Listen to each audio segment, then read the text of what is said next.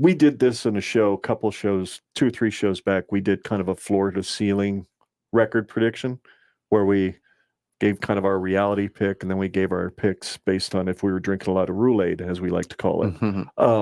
So if you had a floor for where you think Nebraska could finish on a record for their win-loss record this year, what would it be?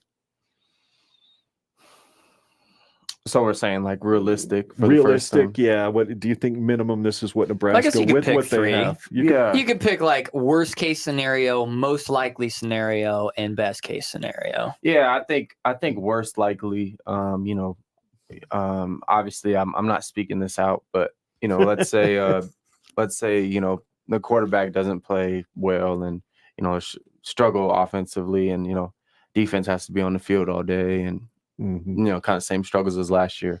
I would say, you're sitting around that 6-game, 5-game mark. I think it's going to be the same story as last year.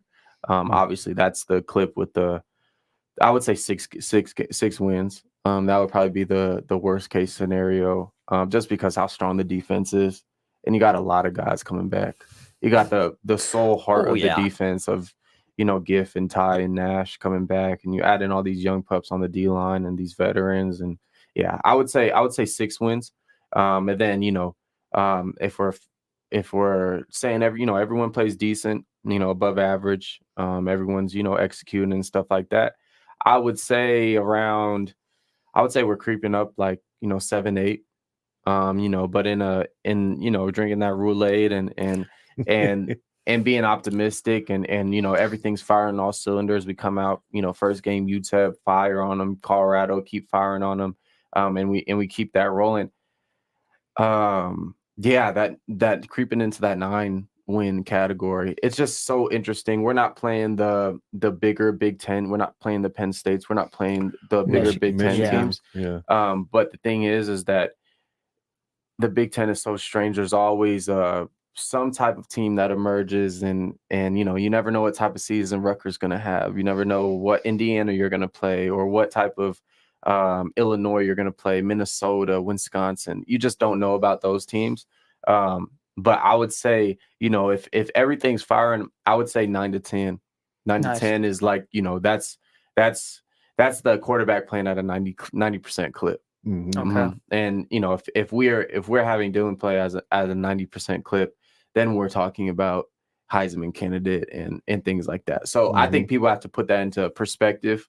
If Nebraska wins 10 games, their quarterback is playing at an extremely high level, and he will be a Heisman candidate easily. You know what I'm saying? Yeah, so, you don't just go into Nebraska and play elite quarterback play. Right, exactly. And one of the last dudes to do that has been Johnny Manziel. So I think just understanding that and putting that in perspective, and understanding, like, if you're expecting a 10-win season, I would just say, okay, hold up, put that in perspective. You're expecting a Johnny Manziel out there. Not to say that he's supposed to be running around the field, but that elite level of play. Right, and you're also probably, if you're winning 9 or 10 games, you're probably flipping that turnover margin too.